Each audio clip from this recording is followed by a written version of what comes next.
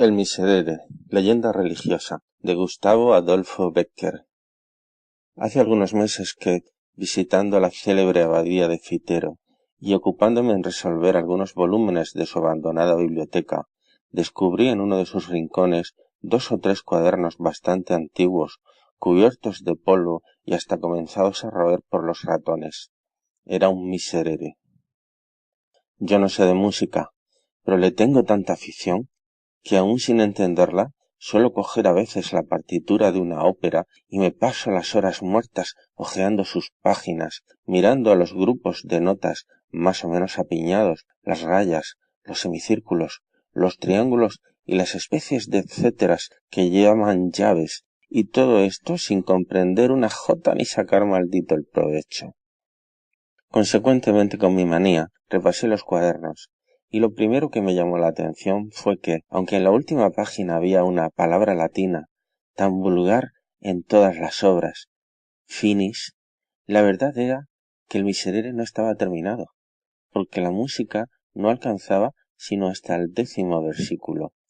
Esto fue, sin duda, lo que me llamó la atención primeramente, pero luego, que me fijé un poco en las hojas de música, me chocó más aún el observar que en vez de esas palabras italianas que ponen en todas, como maestoso, allegro, ritardanto, più vivo, a piacere, había unos renglones escritos con letra muy menuda y en alemán, de los cuales algunos servían para advertir cosas tan difíciles de hacer como esto: crujen los huesos, y de sus médulas ha de parecer que salen los alaridos.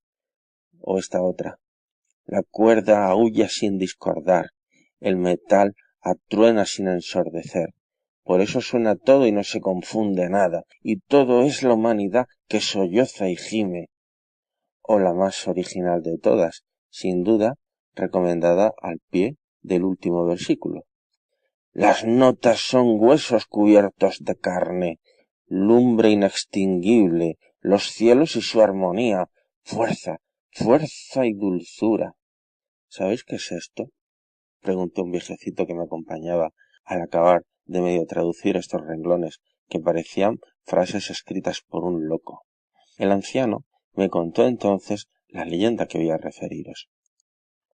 Hace ya muchos años, en una noche lluviosa y oscura, llegó a la puerta claustral de esta abadía un romero y pidió un poco de lumbre para secar sus ropas, un pedazo de pan con que satisfacer su hambre y un albergue cualquiera donde esperar la mañana y proseguir con la luz del sol su camino.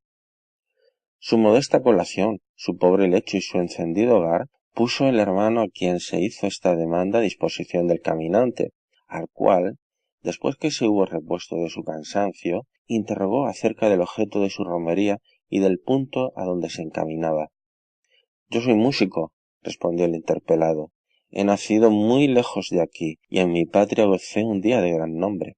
En mi juventud hice de mi arte un arma poderosa de seducción, y encendí con él pasiones que me arrastraron a un crimen. En mi vejez quiero convertir al bien las facultades que he empleado para el mal, redimiéndome por donde mismo pude condenarme. Como las enigmáticas palabras del desconocido no pareciesen del todo claras al hermano lego, en quien ya comenzaba la curiosidad a despertarse, e instigado por el que ésta continuaba en sus preguntas, su interlocutor prosiguió de este modo: lloraba yo en el fondo de mi alma la culpa que había cometido, mas al intentar pedir a Dios misericordia, no encontraba palabras para expresar dignamente mi arrepentimiento, cuando un día se fijaron mis ojos por casualidad sobre un libro santo. Abrí aquel libro, y en una de sus páginas encontré un gigante grito de contrición verdadera, un salmo de David, el que comienza Miserere mei, Deus. Desde el instante en que hube leído sus estrofas, mi único pensamiento fue hallar una forma musical tan magnífica, tan sublime, que bastase a contener el grandioso himno de dolor del rey profeta. Aún no la he encontrado, pero si logro expresar lo que siento en mi corazón, lo que oigo confusamente en mi cabeza, estoy seguro de hacer un Miserere tal y tan maravilloso que no hayan oído otro semejante los nacidos, tal y tan desgarrador que al escuchar el primer acorde los arcángeles dirán conmigo: cubiertos los ojos de lágrimas y dirigiéndose al Señor. Misericordia, y el Señor la tendrá de su pobre criatura. El romero, al llegar a este punto de su narración, calló un instante, y después, exhalando un suspiro, tornó a coger el hilo de su discurso. El hermano Leo, algunos dependientes de la abadía y 2 o 3 pastores de la granja de los frailes que formaban un círculo alrededor del hogar, escuchaban en un profundo silencio. Después, continuó, de recorrer toda Alemania, toda Italia y la mayor parte de este país clásico para la música religiosa, aún no he oído un miserere en que pueda inspirarme, ni uno, y he oído tantos que puedo decir que los he oído todos. ¿Todos? Dijo entonces interrumpiéndole uno de los gabadanes. ¿A que no habéis oído aún el miserere de la montaña? ¿El miserere de la montaña? Exclamó el músico con aire de extrañeza. ¿Qué miserere es ese? No dije, murmuró el campesino, y luego prosiguió con una entonación misteriosa. Ese miserere, que sólo oyen por casualidad los que, como yo, andan día y noche tras el ganado por entre las breñas y peñascales, es toda una historia muy antigua, pero tan verdadera como al parecer increíble. En este caso, que es lo más fragoso de estas cordilleras de montañas que limitan el horizonte del valle, en el fondo del cual se halla la abadía, hubo hace ya muchos años, ¿qué digo muchos años? Muchos siglos, un monasterio famoso, monasterio que, a lo que parece, edificó a sus expensas un señor con los bienes que había de legar a su hijo, al cual desheredó al morir, en pena de sus maldades. Hasta aquí todo fue bueno, pero es el caso que este hijo, que por lo que se verá más adelante debió de ser de la piel del diablo, si no era el mismo diablo en persona, sabedor de que sus bienes estaban en poder de los religiosos y de que su castillo se había transformado en iglesia, reunió a unos cuantos bandoleros, camaradas suyos en la vida de perdición que emprendiera al abandonar la casa de sus padres, y una noche de Jueves Santo, en que los monjes se hallaban en el coro, y en el punto y hora en que iban a comenzar o habían comenzado el miserere, pusieron fuego al monasterio, entraron a saco en la iglesia, y a este quiero, a aquel no, se dice que no dejaron fraile con vida. Después de esta atrocidad, se marcharon los bandidos, y su instigador con ellos, a donde no se sabe, a los profundos tal vez. Las llamas redujeron el monasterio a escombros. De la iglesia aún quedan en pie las ruinas sobre el cóncavo peñón de donde nace la cascada que, después de estrellarse de peña en peña, forma el riachuelo que viene a bañar los muros de esta abadía. Pero, interrumpió el impaciente músico, ¿y el miserere? Aguardaos, continuó con gran sorna el rabadán, que todo irá por partes. Dicho lo cual, siguió así su historia. Las gentes de los contornos se escandalizaron del crimen, de padres a hijos y de hijos a nietos se refirió con horror en las largas noches de velada. Pero lo que mantiene más viva su memoria es que todos los años, tal noche como en la que se consumó, se ven brillar luces a través de las rotas ventanas de la iglesia, se oye como una especie de música extraña y unos cantos lúgubres y aterradores que se perciben a intervalos en las ráfagas del aire. Son los monjes, los cuales, muertos tal vez sin hallarse preparados para presentarse en el tribunal de Dios limpios de toda culpa, vienen aún del purgatorio a interpretar su misericordia cantando el miserere. Los circunstantes se miraron unos a otros con muestras de incredulidad. Sólo el romero, que parecía vivamente preocupado con la narración de la historia, preguntó con ansiedad al que la había referido. ¿Y decís que ese portento se repite aún? Dentro de 3 horas comenzará sin falta alguna, porque precisamente esta noche es la del Jueves Santo, y acaban de dar las 8 en el reloj de la abadía. ¿A qué distancia se encuentra el monasterio? A 1 legua y media escasa. Pero, ¿qué hacéis? ¿A dónde vais con una noche como esta? Estáis dejados de la mano de Dios, exclamaron todos al ver que el romero, levantándose de su escaño y tomando el bordón, abandonaba el hogar para dirigirse a la puerta. ¿A dónde voy? A oír esa maravillosa música, a oír el grande, el verdadero miserere, el miserere de los que vuelven al mundo después de muertos y saben lo que es morir en el pecado. Y esto diciendo, desapareció de la vista del espantado lego y de los no menos atónitos pastores. El viento zumbaba y hacía crujir las puertas, como si una mano poderosa pugnase por arrancarlas de sus quicios. La lluvia caía en turbiones, azotando los vidrios de las ventanas, y de cuando en cuando la luz de un relámpago iluminaba por un instante todo el horizonte que desde ella se descubría. Pasado el primer momento de estupor, —¡Está loco! —exclamó el lego. —¡Está loco! —repitieron los pastores, y atizaron de nuevo la lumbre y se agruparon alrededor del hogar. Después de 1 o 2 horas de camino, el misterioso personaje que calificaron de loco en la abadía, remontando la corriente del riachuelo que le indicó el Rabadán de la historia, llegó al punto en que se levantaban, negras e imponentes, las ruinas del monasterio. La lluvia había cesado. Las nubes flotaban en oscuras bandas, por entre cuyos jirones se deslizaba a veces un furtivo rayo de luz pálida y dudosa, y en el aire, al azotar los fuertes machones y extenderse por los desiertos claustros, diríase que se exhalaban gemidos. Sin embargo, nada sobrenatural, nada extraño venía a herir la imaginación.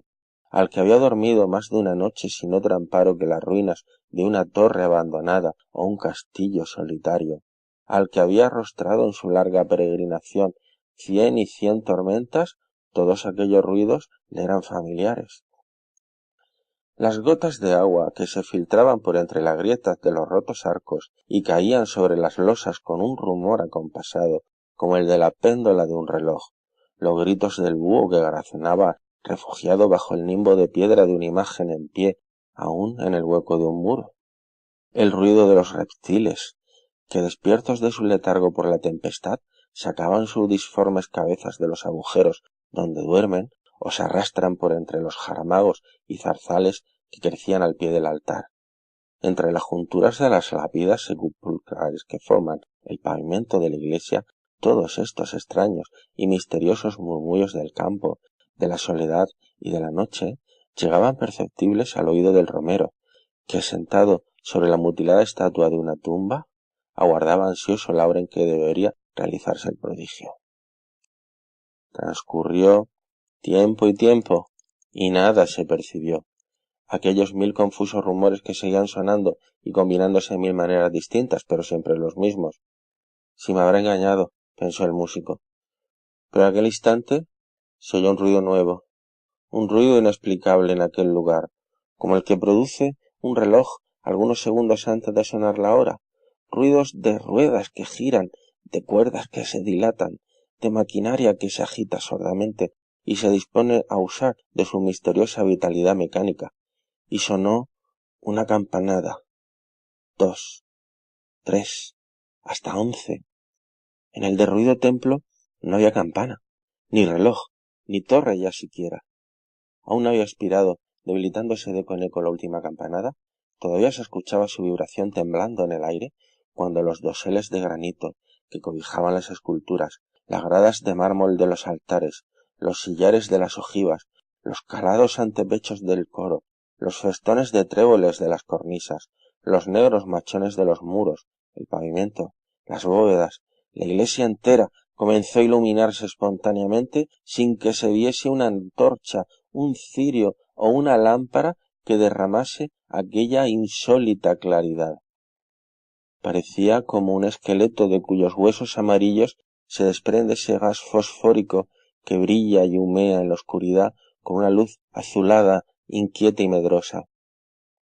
Todo parecía animarse, pero con ese movimiento galvánico que imprime a la muerte contracciones que parodian la vida, movimiento instantáneo, más horrible aún que la inercia del cadáver que agita con su desconocida fuerza. Las piedras se reunieron a las piedras. El ara, cuyos rotos fragmentos se veían antes esparcidos sin orden, se levantó intacta, como si acabase de dar en ella su último golpe de cincel el artífice. Y al la par del ara se levantaron las derribadas capillas, los rotos capiteles y las destrozadas e inmensas series de arcos que, cruzándose y enlazándose caprichosamente entre sí, formaron con sus columnas un laberinto de pórtico. Una vez reedificado el templo, comenzó a oírse un acorde lejano que pudiera confundirse con el zumbido del aire, pero que era un conjuro de voces lejanas y graves que parecía salir del seno de la tierra e irse elevando poco a poco, haciéndose cada vez más perceptible. El osado peregrino comenzaba a tener miedo, pero con su miedo luchaba aún su fanatismo por todo lo desusado y lo maravilloso, y alentado por él dejó la tumba sobre la que reposaba, se inclinó al borde del abismo por entre cuyas rocas saltaba el torrente, despeñándose con un trueno incesante y espantoso, y sus cabellos se erizaron de terror. Mal envueltos en los jirones de sus hábitos, caladas las capuchas, bajo los pliegues de las cuales contrastaban con sus descarnadas mandíbulas y los blancos dientes, las oscuras cavidades de los ojos de sus calaveras, vio los esqueletos de los monjes que fueron arrojados desde el pretil de la iglesia a aquel precipicio, vio salir del fondo de las aguas y agarrándose con los largos dedos de sus manos de hueso a las grietas de las peñas, trepar por ellas hasta tocar el borde, diciendo con voz baja y sepulcral, pero con una desgarradora expresión de dolor, el primer versículo del Salmo de David. Miserere mei, Deus, secundum magnam misericordiam tuam. Cuando los monjes llegaron al peristilo del templo, se ordenaron en 2 hileras y penetraron en él. Fueron a arrodillarse en el coro, donde, con voz más levantada y solemne, prosiguieron entonando los versículos del Salmo. La música sonaba al compás de sus voces. Aquella música era el rumor distante del trueno, que, desvanecida la tempestad, se alejaba murmurando, era el zumbido del aire que gemía en la concavidad del monte. Era el monótono ruido de la cascada que caía sobre las rocas, y la gota de agua que se filtraba, y el grito del búho escondido, y el roce de los reptiles inquietos. Todo esto era la música, y algo más que no puede explicarse ni apenas concebirse, algo más que parecía como el eco de un órgano que acompañaba los versículos del gigante himno de contrición del rey salmista, con notas y acordes tan gigantes como sus palabras terribles. Siguió la ceremonia. El músico, que la presenciaba absorto y aterrado, creía estar fuera del mundo real, vivir en esa región fantástica del sueño, en que todas las cosas se revisten de formas extrañas y fenomenales. Un sacudimiento terrible vino a sacarlo de aquel estupor que embargaba todas las facultades de su espíritu. Sus nervios saltaron al impulso de una conmoción fuertísima, sus dientes chocaron, agitándose con un temblor imposible de reprimir, y el frío penetró hasta la médula de los huesos. Los monjes pronunciaban en aquel instante estas espantosas palabras del Miserere: Iniquiatibus conceptus sum, et in peccatis conceptit me mater mea. Al resonar este versículo y dilatarse sus ecos retumbando de bóveda en bóveda, se levantó un alarido tremendo que parecía un grito de dolor arrancado a la humanidad entera por la conciencia de sus maldades. Un grito horroroso, formado por todos los lamentos del infortunio, de todos los aullidos de la desesperación, de todas las blasfemias y de la impiedad, concierto monstruoso, digno intérprete de los que viven en el pecado y fueron concebidos en la iniquidad. Prosiguió el canto, ora tristísimo y profundo, ora semejante a un rayo de sol que rompe la nube oscura de una tempestad, haciendo suceder un relámpago de temor, otro relámpago de júbilo, hasta que, merced a una transformación súbita, la iglesia resplandeció, bañada en luz celeste. Las osamentas de los monjes se vistieron de sus carnes. Una aureola luminosa brilló en derredor de sus frentes. Se rompió la cúpula y a través de ella se vio el cielo como un océano de lumbre abierto a la mirada de los justos.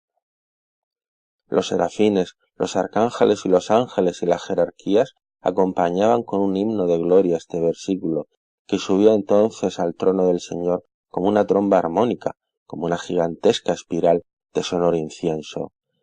Auditui meo, Davis gaudium et latiniam, et exultan osta humilata. En ese punto la claridad deslumbradora cegó los ojos del romero. Sus sienes latieron con violencia, zumaron sus oídos y cayó sin conocimiento por tierra, y no oyó más. Al día siguiente, los pacíficos monjes de la abadía de Fitero, a quien el hermano Lego había dado cuenta de la extraña visita de la noche anterior, vieron entrar por las puertas, pálido y como fuera de sí, al desconocido Romero. —¿Oísteis al cabo el miserere? —le preguntó con cierta mezcla de ironía el Lego, lanzando a hurtadillas una mirada de inteligencia a sus superiores. —Sí —respondió el músico—. ¿Y qué tal os pareció? —Lo voy a describir. Dadme un asilo en vuestra casa —prosiguió dirigiéndose al abad—, un asilo y pan para algunos meses, y voy a dejaros una obra inmortal del arte, un miserere que borre mis culpas a los ojos de Dios, eternice mi memoria y eternice con ella la de esta abadía. Los monjes, por curiosidad, aconsejaron al abad que accediese a su demanda. El abad, por compasión, aun creyéndole un loco, accedió al fin a ello, y el músico, instalado ya en el monasterio, comenzó su obra. Noche y día trabajaba con un afán incesante. En mitad de su faena se paraba, y parecía como escuchar algo que sonaba en su imaginación, y se dilataban sus pupilas, saltaba en el asiento y exclamaba: —¡Eso es! ¡Así! ¡Así! ¡No hay duda! ¡Así! Y proseguía escribiendo notas con una rapidez febril que dio en más de una ocasión que admirar a los que lo observaban sin ser vistos. Escribió los primeros versículos y los siguientes hasta la mitad del salmo, pero al llegar al último, que había oído en la montaña, le fue imposible proseguir. Escribió 1, 2, 100, 200 borradores, todo inútil. Su música no se parecía a aquella música ya anotada, y el sueño huyó de sus párpados y perdió el apetito, y la fiebre se apoderó de su cabeza y se volvió loco, y se murió, en fin, sin poder terminar el miserere, que como una losa extraña guardaron los frailes a su muerte y aún se conserva hoy en el archivo de la abadía. Cuando el viejecito concluyó de contarme esta historia, no pude menos que volver otra vez los ojos al empolvado y antiguo manuscrito del miserere, que aún estaba abierto sobre una de las mesas. Impecatis conceptum et mater mea. Estas eran las palabras de la página que tenía ante mi vista, y que parecía mofarse de mí con sus notas, sus llaves y sus garabatos ininteligibles para los legos de la música. Por haberlas podido leer, hubiera dado un mundo. Quién sabe si no será una locura.